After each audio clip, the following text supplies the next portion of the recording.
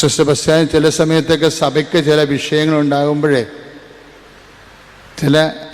സഭയ്ക്ക് ചില സംഘർഷങ്ങളൊക്കെ പൊതുസമൂഹത്തിലുണ്ടാകുമ്പോൾ, സഭയ്ക്ക് ചില പീഡനങ്ങളൊക്കെ വിശ്വാസികൾക്കുണ്ടാകുമ്പോൾ, ഞാൻ ഇന്നും ഇരിക്കുന്ന പള്ളികളിലെല്ലാം പറഞ്ഞിട്ടുള്ള ഒരു വാക്കുണ്ട്, ഇത് സെബസ്ത്യാനോസിൻ്റെ സഭയാണെന്ന്. ഞാനെപ്പോഴും ഓർത്തിരിക്കുന്നത് പത്രോസിനെയും പൗലോസിനെയും ഒന്നുമല്ല. ഞാൻ ഓർത്തിരിക്കുന്നത്, ഞാൻ എപ്പോഴും പറഞ്ഞിരിക്കുന്നത്, ഇന്നും പറയണത് ഇത് സെബസ്ത്യാനോസിൻ്റെ സഭയാണ്. എന്താ അങ്ങനെ പറയാൻ കാരണം? ഏതസ്ത്രത്തിൻ്റെ മേലെ നെഞ്ചുന്തി ശിരസ് സ്വർഗത്തിലേക്ക് ഉയർത്തി സ്വർഗീയ പ്രഭ ചൊല്ലി നിശ്ചലമായി നിന്നുകൊണ്ട് യേശുക്രിസ്തുവിന് സാക്ഷ്യം വഹിക്കുന്ന ഒരു വിശുദ്ധൻ, ആ രക്തസാക്ഷിയാണ് നമ്മളുടെ എക്കാലത്തെയും ആവേശം. ഒരു ദേശം അതിൻ്റെ ഭരണഘടനകൾ അതിൻ്റെ ചൈതന്യം കെടുത്തി കളഞ്ഞുവെന്ന് ആരോപിക്കത്തക്ക വിധത്തിലെ നിയമങ്ങൾ നിർമ്മിക്കുമ്പോൾ നമ്മൾ ഭരണഘടനയെ സംരക്ഷിക്കാൻ വേണ്ടിയാണ് വളരെയേറെ അത്യുത്സാഹം കാണിച്ചത്.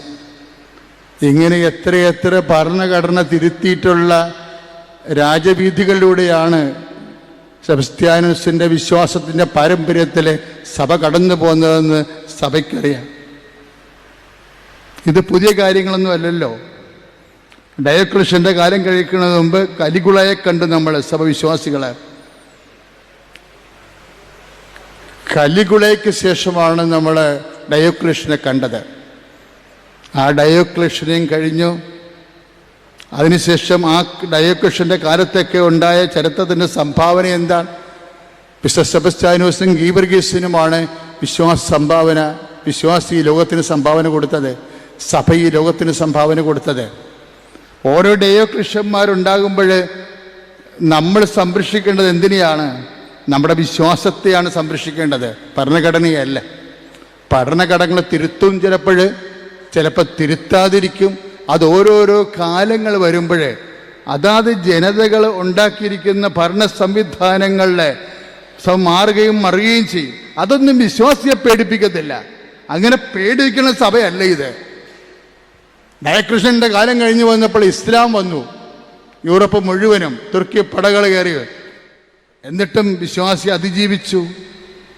അതിനുശേഷം ഫ്രഞ്ച് വിപ്ലവം വന്നു, അതിപ്പോൾ ഓർമ്മയാണ്. അതിനുശേഷം മാർക്സിസം വന്നു. ആൻഡ് there was കമ്മ്യൂണിസം എന്നാണ് ജോൺ പോൾ ത്രെഷോൾഡ് ഓഫ് ഹോപ്പിൽ എഴുതിയിരിക്കുന്നത്. പണ്ടങ്ങനെ ഉണ്ടായിരുന്നെന്ന്, ഒരു വിശ്വാസത്തെ, ഒരു സാമ്പത്തിക വ്യവസ്ഥിതി ഉണ്ടായിരുന്നു, അതിനെക്കുറിച്ചുള്ള സൈദ്ധാന്തിക പഠനങ്ങളുണ്ടായിരുന്നു, അതിനെക്കുറിച്ചുള്ള സാമ്രാജ്യ ശക്തികളുണ്ടായിരുന്നു എന്നാണ് പറയണത്. ഇന്നില്ലെന്നാണ് പറയണത്. കാര്യം എന്താ? ഇന്ന് നമ്മൾ കാണുന്ന കമ്മ്യൂണിസമല്ല, നിരീശ്വര കമ്മ്യൂണിസം. ദേവാലയങ്ങളെ എല്ലാം കുരിച്ച് പിഴുത് മാറ്റിക്കൊണ്ട് സ്കൂളുകളിൽ നിന്ന് വിശുദ്ധ ഗ്രന്ഥം എടുത്തു മാറ്റി, വിശ്വാസ രൂപങ്ങൾ എടുത്തു മാറ്റി, അതുപോലെ തന്നെ ഐച്ഛിക വിഷയമായിട്ട് നിരീശ്വരത്വം പഠിപ്പിച്ചുകൊണ്ട് യൂറോപ്പിനെ അന്ധതമസിൽ ആഴ്ത്തിയിട്ടുള്ള ഒരു കമ്മ്യൂണിസം ഉണ്ടായിരുന്നു. അത് നമ്മൾ വിശ്വാസി കണ്ടതാ. അതൊന്നും കണ്ട് വിശ്വാസി പതറത്തില്ല. ജർമ്മൻ്റെ ഔട്ട്സോഴ്സ് കോളനികളും നമ്മൾ കണ്ടതാണ്. അതിനുശേഷം മാർക്സിസം, കോൾബയെ പോലെയുള്ള മഹാവിശുദ്ധന്മാരെയാണ് സഭ ലോകത്തിന് സമ്പാദിച്ചത്. വിശ്വാസം പ്രതിസന്ധിയിലാകുമ്പോഴേ എന്ത് ചെയ്യണമെന്ന് സഭയ്ക്ക് പഠിച്ചത് ശരിക്കും പറഞ്ഞാൽ ആരോടാണ്? ആദിമസഭയെന്നാണ്. സഭയെ വേറെ ആരും പഠിപ്പിക്കേണ്ട കാര്യമില്ല. ആദിമസഭയെന്ന. ഞാൻ സെബസ്ത്യാനോസിൻ്റെ മുഖത്തേക്ക് നോക്കുമ്പോൾ എൻ്റെ മനസ്സിൽ പെട്ടെന്ന് വരണത് എസ്തപ്പാനോസിൻ്റെ മുഖമാണ്, വിശുദ്ധ എസ്തപ്പാന്. ഞാനെപ്പോഴും എൻ്റെ മനസ്സിൽ വെച്ച് പൂജിക്കുന്ന ഒരാളാണ് വിശുദ്ധ എസ്തപ്പാനോ. എസ്തപ്പാൻ്റെ നേരെ, സെബസ്ത്യാനോസിന് നേരെ അസ്ത്രങ്ങൾ പറന്നു വന്നതുപോലെ ആദ്യം മരണം പറന്നു വന്നത്, കല്ലുകളുടെ രൂപത്തിൽ വന്നത് എസ്തപ്പാനോസിൻ്റെ നേരെയാണ്. എസ്തപ്പാനോസിൻ്റെ നേരെ മുഖം കല്ലുകൾ പറന്നു വന്നപ്പോഴേ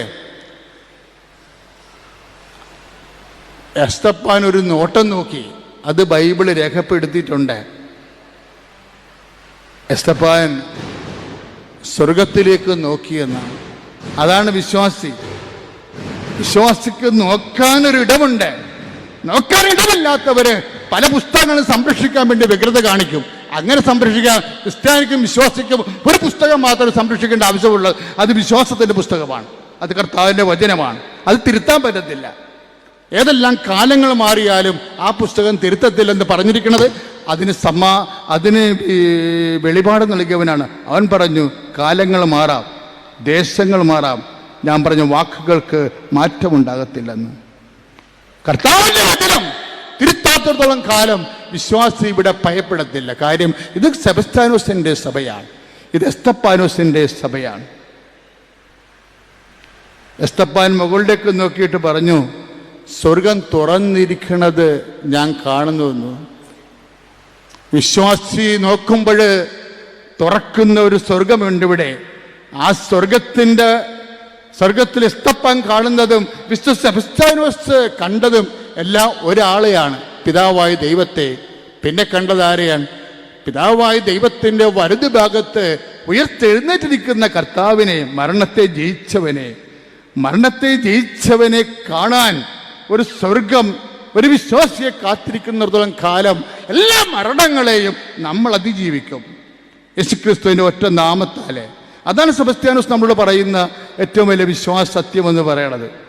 അല്ല സാധാരണഗതിയിലുള്ള ഓരോരോ കാലത്തുണ്ടാകുന്ന ഓരോരോ ബില്ലുകൾ, നിയമങ്ങൾ, അതിനെക്കുറിച്ചുള്ള ഉപജാപങ്ങൾ, ചർച്ചകൾ, പ്രതിചർച്ചകൾ, ഇതൊന്നും നമ്മുടെ സബ്ജക്റ്റേ അല്ല ശരിക്കും.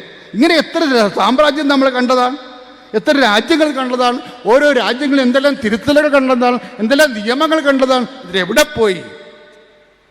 ഇപ്പോൾ ഒന്നുമില്ല.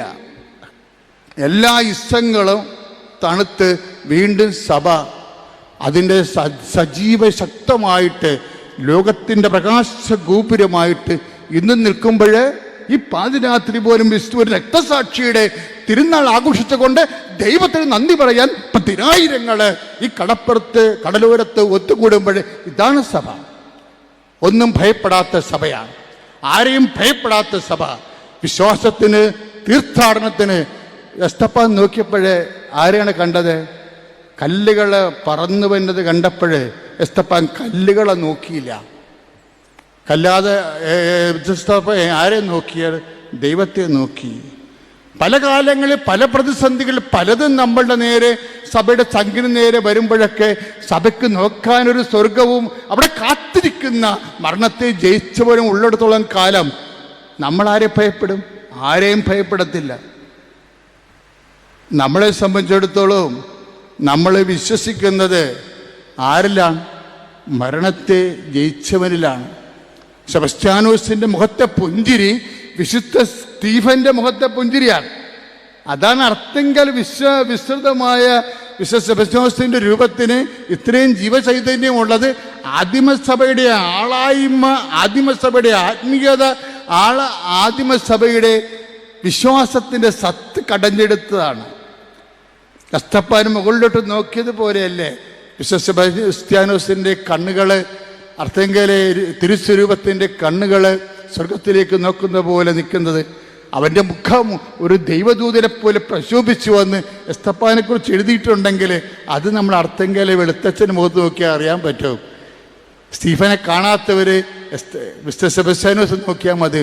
ഇതെല്ലാം നമ്മളോട് പറയാതെ പറയുന്ന വലിയൊരു വിശ്വാസ സത്യമുണ്ട്.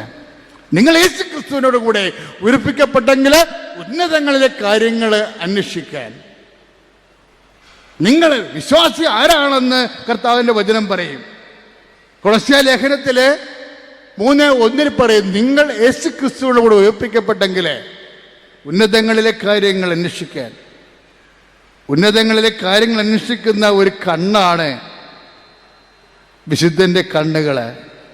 അത് നമ്മളെ കാണിച്ചു തരുന്ന കാഴ്ച ഉയർത്തെഴുന്നേറ്റ കർത്താവിനെയാണ്. I uphold you in my victorious right hand എന്ന് പറയുന്നവനല്ലേ. ഞാൻ എൻ്റെ വിജയകരമായ വലത് കരത്താൽ നിന്നെ താങ്ങി നിർത്തുമെന്ന് പറഞ്ഞവൻ്റെ വലത് ഭാഗത്താണ് ഈശോ എഴുന്നള്ളിയിരിക്കുന്നത്. ആ ഈശോനെയാണ് മിസ്റ്റർ എസ്തപ്പാനോസ് നോക്കിയത്. ആ ഈശോനെ തന്നെയാണ് മിസ്റ്റർ സെബസ്ത്യാനോസ് നോക്കിയത്. നോക്കിയിട്ട് ആ നോട്ടത്തിലൂടെ സംഭവിച്ചത് എന്താ? സാവുളെന്ന് പറഞ്ഞ അന്നത്തെ വലിയ കൊലപാതകിയെ വിശുദ്ധ പൗലോസാക്കി മാറ്റുന്ന ഒരു പ്രതികാര നടപടിയുണ്ട്. അതാണ് സഭയുടെ പ്രതികാരം എന്ന് പറയണത്.